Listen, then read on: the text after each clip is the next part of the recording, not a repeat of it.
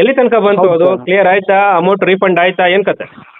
ಹೌದು ಸರ್, ಹೌದು. ಯಾಕೆಂದ್ರೆ ನೀವು ಅವತ್ತೇನು ಲಾಸ್ಟ್ ಟೈಮ್ ನಿಮ್ ಜೊತೆ ಕಮ್ಯುನಿಕೇಟ್ ಮಾಡಿದ್ಮೇಲೆ ಹ್ಮ್ ಕೆಲವು ಅಧಿಕಾರಿಗಳು ಅದನ್ನ ತುಂಬಾ ಇಗ್ನೋರ್ ಮಾಡ್ತಾ ಇದ್ರು. ಹ್ಮ್. ಏನು ಸುಮ್ಮನೆ ಬೇಸ್ಲೆಸ್ ಅಲಿಗೇಷನ್ ಅನ್ನೋ ತರ ಅವ್ರು ಇದು ಮಾಡ್ತಾ ಇದ್ರು. ಬಟ್ 65 ಎನ್ಕ್ವೈರಿ ಫರ್ದರ್ ಎನ್ಕ್ವೈರಿ ಆದ್ಮೇಲೆ ಹ್ಮ್ ನಿಮ್ ಜೊತೆ ನಾನು ಮಾತಾಡಿದ್ಮೇಲೆ ನೀವು ಒಂದು ಟೆಲಿಕಾಸ್ಟ್ ಮಾಡಿದ್ರಿ ಪಬ್ಲಿಕ್ ಇದೆಲ್ಲ ಗೊತ್ತಾಗ್ಬೇಕು, ಏನ್ ನಡೀತಾ ಇದೆ, ಅಧಿಕಾರಿಗಳು ಯಾಕೆ ಇದನ್ನ ಈ ತರ ಮಾಡ್ತಾ ಇದ್ದಾರೆ, ಸರ್ಕಾರದ ದುಡ್ಡು ಸಾರ್ವಜನಿಕರ ದುಡ್ಡು ಎಲ್ಲಿ ಮಿಸ್ಯೂಸ್ ಆಗ್ತಾ ಇದೆ ಅನ್ನೋದನ್ನ. ಕೊನೆಗೆ ನಾನು ಅವ್ರನ್ನ ಜಾಯಿಂಟ್ ರಿಜಿಸ್ಟರ್ ಬಲ್ಗಾಮ್ ಇದಾರಲ್ಲ, ಹ್ಮ್ ಸೊ ಅವ್ರಿಗೆ ನಾನು ತುಂಬಾ ಸರಿ ಕಮ್ಯುನಿಕೇಟ್ ಮಾಡಿದಾಗ ಅವ್ರು ಯಾಕೋ ಇಗ್ನೋರ್ ಮಾಡ್ತಾ ಇದ್ರು. ಕನ್ಸಲ್ಟ್ ಆಫೀಸರ್ಸ್ ಎಲ್ಲ ಇಗ್ನೋರ್ ಮಾಡಿದ್ಮೇಲೆ ಗೌರ್ಮೆಂಟ್ ಆರ್ಡರ್ ಇದ್ರು ಕೂಡ ಅವರು ರಿಫಂಡ್ ಮಾಡ್ಲಿಕ್ಕೆ ತಯಾರಿದ್ದಿಲ್ಲ. ಹ್ಮ್ ಯಾಕಂತ ಹೇಳಿದ್ರೆ ಅದನ್ನ ಅವರು ಎಫ್ ಡಿ ಇದರಲ್ಲಿ ಬ್ಯಾಂಕ್ ಅಲ್ಲಿ ಡಿಪಾಸಿಟ್ ಮಾಡಿ ಅದ್ರ ಇಂಟ್ರೆಸ್ಟ್ ನ ತಾವು ಎಂಜಾಯ್ ಮಾಡ್ಬೇಕನ್ನೋ ಒಂದು ಕಾನ್ಸೆಪ್ಟ್ ಅವ್ರ ಮೈಂಡ್ ಸೆಟ್ ಆಗಿತ್ತು. ಸುಮಾರು ದಿನ ಹಾಗೆ ಮಾಡ್ಕೊಂತ ಬಂದಿದ್ರು ಅದನ್ನ ಅವರು. ಹ್ಮ್ ಕೊನೆಗೆ ನಾವು ನಿಮ್ ಜೊತೆ ಕಮ್ಯುನಿಕೇಟ್ ಆದ ನಂತರ ನೀವೇನು ಟೆಲಿಕಾಸ್ಟ್ ಮಾಡಿದ್ರಲ್ಲ ಸರ್ ಈ ನ್ಯೂಸ್ ನ ಹ್ಮ್ ಹೌದು, ಅದೇ hospital ಇಲ್ಲ, ಸೋಷಿಯಲ್ ಮೀಡಿಯಾದಲ್ಲೆಲ್ಲ ಹಾಸ್ಪಿಟಲ್ ಇಲ್ಲ, ಹೌದಲ್ಲ ಹಾಸ್ಪಿಟಲ್ ಇಲ್ಲ ಆಗಿತ್ತು. 2016 ಹಾಸ್ಪಿಟಲ್ ಬಂದ್ ಆಗಿದೆ. ಹ್ಮ್ ಹಾಸ್ಪಿಟಲ್ ಇದೆ ಅಂತ ಹೇಳ್ಬಿಟ್ಟು ತಪ್ಪು ಮಾಹಿತಿಯನ್ನ ಕೊಟ್ಬಿಟ್ಟು ಹ್ಮ್ 2 ಕೋಟಿ ಅನುದಾನ ತಗೊಂಡ್ಬಂದಿದ್ರು. ಯಾಕಂದ್ರೆ ಅಲ್ಲಿ ಪ್ರೆಸೆಂಟ್ ಏನು ಆ ಕಾನ್ಸ್ಟಿಟ್ಯೂನ್ಸಿನ ರೀಪ್ರೆಸೆಂಟ್ ಮಾಡೋರು ಚೀಫ್ ಮಿನಿಸ್ಟರ್ ಆದ ಕಾರಣದಿಂದ ಪರ್ಸನಲ್ ಇಂಟ್ರೆಸ್ಟ್ ತಗೊಂಡು ತಮ್ಮ ಕಾನ್ಸ್ಟಿಟ್ಯೂನ್ಸಿಗೆ ಬೇಕು ಅನ್ನೋ ಲೆವೆಲ್ ಅಲ್ಲಿ ಕೊಟ್ಟಂತ ಅಮೌಂಟ್ ಆಗಿತ್ತು. ಹ್ಮ್ ಸೊ ದೆನ್ ಏನಾಯ್ತು ಅಂದ್ರೆ ನೆಕ್ಸ್ಟ್ ನಾವು ನಿಮ್ ಜೊತೆ ಕಮ್ಯುನಿಕೇಟ್ ಮಾಡಿದ್ರೆ ಆಮೇಲೆ ನಾನು ಅದನ್ನ ಲೀಗಲ್ ಆಗಿ ಸ್ವಲ್ಪ ಅವ್ರಿಗೆ ಲೀಗಲ್ ನೋಟಿಸ್ ಎಲ್ಲ ಮಾಡಿದ್ವಿ. ಹ್ಮ್ ಯಾರಿಗೆ ಜಾಯಿಂಟ್ ರಿಜಿಸ್ಟರ್ಗೆ ನಮ್ಮ ವಿಡಿಯೋ ಎಲ್ಲ ಕಳ್ಸಿದ್ರ ಅವರಿಗೆ? ಹೌದು ಸರ್, ನಿಮ್ ವಿಡಿಯೋ ಕಳ್ಸಿದ್ಮೇಲೆ ಅದಕ್ಕೂ ಅವರು ಸ್ವಲ್ಪ ಯಾಕೋ ಇದು ಮಾಡಿದ್ರು. ಕೊನೆಗೆ ನಾನು ಅವ್ರಿಗೆ ಲೀಗಲ್ ನೋಟಿಸ್ ಮಾಡಿದ್ವಿ. ಇದು ಆಲ್ರೆಡಿ ಪಬ್ಲಿಕ್ ಎಲ್ಲ ಗೊತ್ತಾಗಿದೆ. ನೀವು ಇದನ್ನ 2 ಕೋಟಿ ರೂಪಾಯಿ ರಿಫಂಡ್ ಮಾಡೋದನ್ನ ಪಬ್ಲಿಕ್ ನಿಮ್ನ ಪರ್ಸನಲ್ ಇಂಟ್ರೆಸ್ಟ್ ಏನಾದ್ರು ಇದೆಯಾ ಅಥವಾ ಅಫಿಷಿಯಲ್ ಕೆಪಾಸಿಟಿ ಮೇಲೆ ಮಾಡ್ತಾ ಇದ್ದೀರಾ ಅಥವಾ ಇಂಡಿವಿಜುವಲ್ ಕೆಪಾಸಿಟಿ ಮೇಲೆ ಮಾಡ್ತಾ ಇದ್ದೀರಾ ನೀವು? ನಾನು ವಿತಿನ್ 15 days ಅಲ್ಲಿ ಯಾಕೆ ಮಾಡಿಲ್ಲ ಅನ್ನೋದನ್ನ ನೀವು ರಿಪೋರ್ಟ್ ಕೊಟ್ರೆ ಮತ್ತೆ ನಾನು ಅದನ್ನ ನನ್ಗೇನು ರೈಟ್ ನ್ಯೂಸ್ ಇದೆಯಲ್ಲ ಅವ್ರ ನ್ಯೂಸ್ ಚಾನಲ್ ಕಮ್ಯುನಿಕೇಟ್ ಮಾಡಿ ಮತ್ತೆ ಇದನ್ನ ಸಾರ್ವಜನಿಕರಿಗೆ ನಿಮ್ದು ಏನಿದೆ ಅನ್ನೋದನ್ನ ನಾನು ಪಬ್ಲಿಕ್ ಮುಂದೆ ತರ್ತೇನೆ ಅಂತ ಹೇಳಿದ್ಮೇಲೆ ಕೊನೆಗೆ ಅವರು ವಿತಿನ್ ಅದು ಲೀಗಲ್ ನೋಟಿಸ್ ಮತ್ತೆ ಇದು ವಿಡಿಯೋದೇನು ಟೆಲಿಕಾಸ್ಟ್ ಆಗಿತ್ತಲ್ಲ ಅದ್ರದ್ದೆಲ್ಲಾನು ನೋಡ್ಬಿಟ್ಟು ವಿತಿನ್ 1 week ಅಲ್ಲಿ ಮತ್ತೆ ಅದನ್ನ ಚಲನ್ ಜನರೇಟ್ ಮಾಡಿ ಸರ್, ಚಲನ್ ತಮಗೆ ಕಳ್ಸಿದ್ದೀನಿ ನಾನು ಅದನ್ನ 2,12,44,447 ರೂಪಾಯಿನ ಸರ್ಕಾರಕ್ಕೆ ರಿಫಂಡ್ ಮಾಡಿದ್ರು. ಬಟ್ ಇದು ನೀವೇನು ಅದನ್ನ ಟೆಲಿಕಾಸ್ಟ್ ಮಾಡಿದ್ಮೇಲೆ ಸ್ವಲ್ಪ ಅವ್ರಿಗೆ ಅದು ಅಲರ್ಟ್ ಆಗಿತ್ತು, ಅವೇರ್ನೆಸ್ ಅಂತ. ಹೌದು ಅಲರ್ಟ್ ಆದ್ರು. ಇನ್ನು ಈ ತರ ಬಿಟ್ರೆ ಪಬ್ಲಿಕ್ ಗೊತ್ತಾಗುತ್ತೆ ಮತ್ತೆ ಬಿಡ್ತಾ ಇರ್ಲಿಲ್ಲ ಬಿಡಿ, ಕೊಡೋರ್ಗು ಬಿಡ್ತಾ ಇರ್ಲಿಲ್ಲ. ಎಷ್ಟು ವರ್ಷದಿಂದ ನೀವು ಫೈಟ್ ಮಾಡಿದೆ ಸರ್ ಈ ವಿಚಾರಕ್ಕೆ? ಸರ್ ನಾನು ಇದನ್ನ ಸುಮಾರು 2023 ಫೈಟ್ ಮಾಡಿದೆ ಸರ್. 4 ವರ್ಷದಿಂದ ಫೈಟ್ ಮಾಡ್ತಾ ಇದ್ರಿ, ಆದ್ರೆ ರೈಟ್ ನ್ಯೂಸ್ ಮಾಡಿದ್ದು 2024 ಇಂದ ಸರ್. ನೀವು ನಿಮ್ ಜೊತೆ ಕಮ್ಯುನಿಕೇಟ್ ಮಾಡಿ ವಿತಿನ್ ಒನ್ ಮಂತ್ ಅಲ್ಲಿ ಆಲ್ಮೋಸ್ಟ್ ಅಲ್ಲಿ ಸೆಟ್ ಔಟ್ ಆದಂಗ ಆಯ್ತು. ಬಟ್ ಸೆಟ್ ಔಟ್ ಅನ್ನೋಕ್ಕಿಂತ ಸರ್ಕಾರದ ದುಡ್ಡು ಸರ್ಕಾರಕ್ಕೆ ಹೋಗುತ್ತೆ, ಸಾರ್ವಜನಿಕ. ಹೌದು ಇದ್ರಲ್ಲಿ ನನ್ಗೆ ಯಾವ್ದು ಪರ್ಸನಲ್ ಇಂಟ್ರೆಸ್ಟ್ ಇಲ್ಲ ಆಗಿತ್ತು ಸರ್. ನನಗೆ ತುಂಬಾ ಆಫರ್ ಮಾಡಿದ್ರು ಅವ್ರು ಬೇರೆ ತರ. ನಾನು ಯಾವ್ದಕ್ಕೂ ಮನದಿಲ್ಲ. ನನ್ನ ಪಬ್ಲಿಕ್ ಮನಿ ಇದು ಪಬ್ಲಿಕ್ ಗೆ ಯುಟಿಲೈಸ್ ಆಗ್ಲಿ, ನಿಮ್ಮ ಇಂಥವಕ್ಕೆಲ್ಲ ನಾನು ಇದನ್ನು ಮಾಡಲ್ಲ. ಮತ್ತೆ ಥ್ರೆಟಿಂಗು ಬಂದು, ನನಗೆ ಸುಮಾರು ಥ್ರೆಟಿಂಗ್ ಬಂದು. ಯಾಕಂದ್ರೆ ಇದನ್ನ ನಾನು ಒಂದು ಪೊಲಿಟಿಕಲಿ ಇದು ಇರಂತಾರನ ಮತ್ತೆ ಇಷ್ಟು 2 ಕೋಟಿ ರೂಪಾಯಿ ಹಗರಣವನ್ನು ಅವರು ಇಷ್ಟು ಇದು ಮಾಡ್ತಾ ಇದಾರೆ ಅಂದಾಗ ಕಾಮನ್ ಥ್ರೆಟಿಂಗ್ ಬಂದೇ ಬರ್ತಿತ್ತು ಸರ್. ಅದನ್ನ ನಾನು ಅದನ್ನ ಫೇಸ್ ಮಾಡಿದೆ, ಅದನ್ನ ಫೇಸು ಮಾಡಿದೆ ನಾನು. ನಾನೇನು ಲಾ ಏನು ವೈಲೇಷನ್ ಮಾಡ್ತಾ ಇಲ್ಲ. ಸೊ ನೀವ್ ಏನ್ ಬೇಕಾದ್ರೂ ಮಾಡ್ಕೊಳ್ರಿ, I am ready to face, I am ready to fight ಅಂತ ಹೇಳ್ಬಿಟ್ಟೆ ನಾನು ಅದನ್ನ ಲೀಗಲ್ ಆಗಿ ಏನಿದೆ ಅದನ್ನ ಫೈಟ್ ಮಾಡಿದ್ಮೇಲೆ ನಿಜವಾದ ಹೋರಾಟಗಾರರು ನೀವುಗಳು ಸರ್. ಯಾಕೆಂದ್ರೆ ನಿಮ್ಮ ಹತ್ರ ಯಾವ ವೆಪನ್ಗಳು ಇಲ್ಲ, ನೀವು ಹೋರಾಟಗಾರರು. ಹೆಂಗ ಆರ್ಮಿನಲ್ಲಿ ಹೆಂಗೆ ನಮ್ಮ ವೀರ ಯೋಧರು ಹೋರಾಟ ಮಾಡ್ತಿದ್ರು, ನೀವು ಕೂಡ ಅಷ್ಟೇ ಹೋರಾಟಗಾರರು, ನಿಜವಾದ ಹೀರೋಗಳು. ನಿಮ್ಗಳಿಗೆ ಶಾಲು ಹಾಕ್ಬೇಕು, ನಿಮ್ಗಳಿಗೆ ಹಾರ ಪೇಟ ಹಾಕ್ಬೇಕು. ಈಗ ಏನಾಗುತ್ತೆ ಸರ್, ನಾವ್ ಇದನ್ನ ಪಬ್ಲಿಕ್ ಮುಂದೆ ನಾವ್ ಒಬ್ರೇ ಹೇಳ್ತಾ ಹೋದಾಗ ಪಬ್ಲಿಕ್ ಅಷ್ಟು ಅದನ್ನ ಸೀರಿಯಸ್ ಆಗಿ ತಗೊಳ್ಳೋದಿಲ್ಲ. ಬಟ್ ನಿಮ್ಮಂತ ನ್ಯೂಸ್ ಚಾನೆಲ್ ನೇರು ಅದನ್ನ ಜವಾಬ್ದಾರಿತವಾಗಿ ಪಬ್ಲಿಕ್ ಮುಟ್ಸೋದ್ ಮಾಡ್ತಿರಲ್ಲ ಸರ್, ಅದಕ್ಕೆ ಅಧಿಕಾರಿಗಳು ಬಗ್ಗದೆ ಅಲ್ಲಿ. ಸೊ ಯಾಕಂದ್ರೆ ನಾವು ಒಬ್ರು ಏನೋ ಹೇಳ್ತಾ ಇದ್ದಾನೋ ಬಿಡು ಅನ್ನೋ ತರ ನಮ್ಮನ್ನ ಇಗ್ನೋರ್ ಮಾಡ್ತಾರೆ. ಬಟ್ ನಿಮ್ದೇನು ಮೀಡಿಯಾ ಏನಿದೆಯಲ್ಲ ಸರ್, ಅದು ತುಂಬಾ ಬಲವಾದ ಘಟನೆ ಅದು. ನೋಡಿ ಬೆಳಗಾಂ ಬೆಳಗಾವಿ ಸರ್, ಬೆಳಗಾಂ. ಓಕೆ, ನಮ್ಮ ಮಾಜಿ ಮುಖ್ಯಮಂತ್ರಿಗಳ ಊರು ಇಲ್ಲ, ಅದು ಸಿಗ್ಗಾಂವ್ ಕಾನ್ಸ್ಟಿಟ್ಯೂನ್ಸಿ, ಅದು ಬಸವೇಶ್ವರ ಕೋಆಪರೇಟಿವ್ ಹಾಸ್ಪಿಟಲ್ ಸಿಗ್ಗಾಂವ್ ಅದು ಮಾಜಿ ಮುಖ್ಯಮಂತ್ರಿಗಳ ಏನೋ ಕಾನ್ಸ್ಟಿಟ್ಯೂನ್ಸಿ. ಬಟ್ ಇವಾಗ ಇಲ್ಲ, ಅವರು ಇವಾಗ MP ಆಗಿದ್ದಾರೆ, ಅದೇ ಜಿಲ್ಲೆಗೆ MP ಆಗಿದ್ದಾರೆ ಅಷ್ಟೇ. ಸರಿ ಸರ್.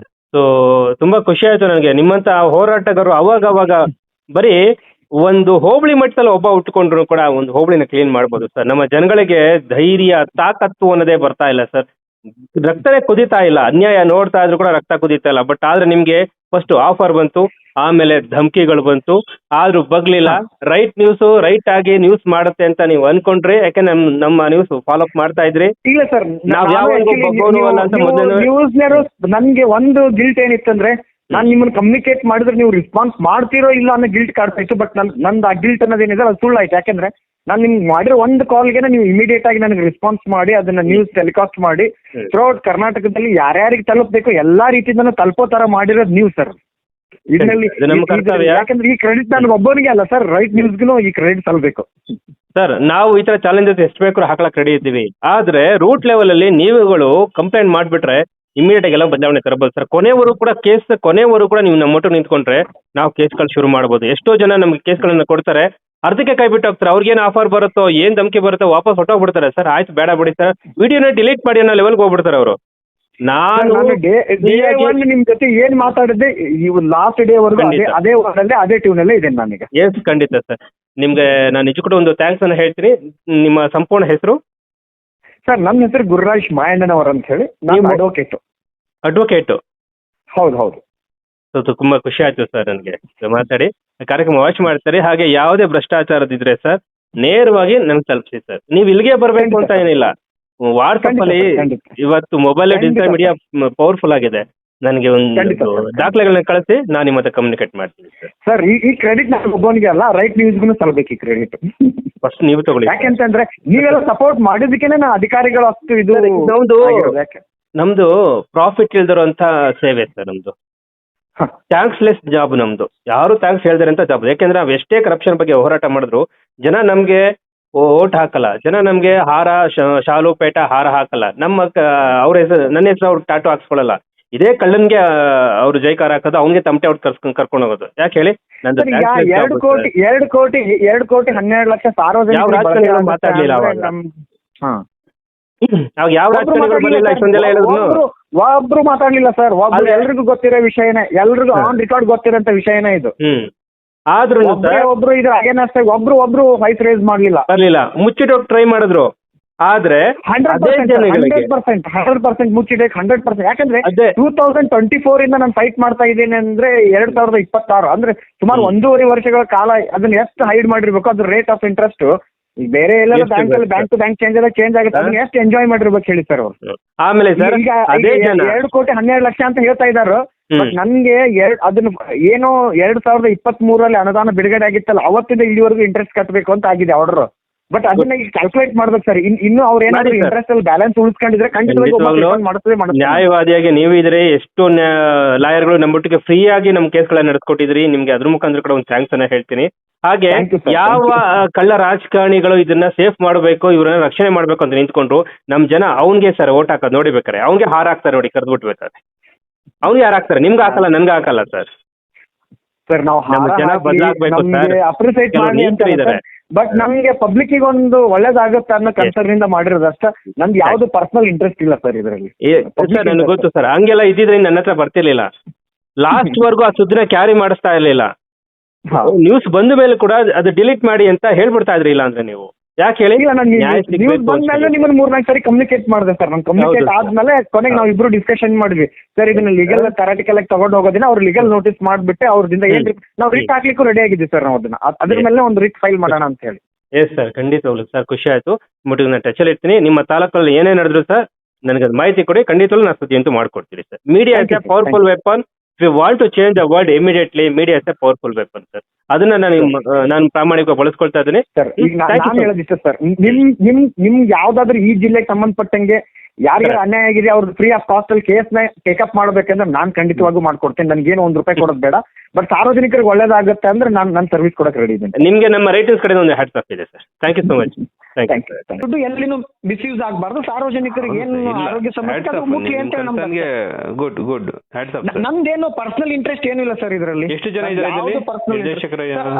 15 ಜನ ಇದ್ದಾರೆ ಸರ್ ಒಟ್ಟು ಡೈರೆಕ್ಟರ್. 15 ಜನ ಒಂದ್ ಕಡೆ, ನೀವು ಒಂದ್ ಕಡೆ ಸರ್. 15 ಜನ ಒಂದ್ ಕಡೆ ಅಂತಲ್ಲ, ಕೆಲವು ಜನಗಳು ಅದನ್ನ ಸೈಲೆಂಟ್ ಆಗಿದ್ದಾರೆ.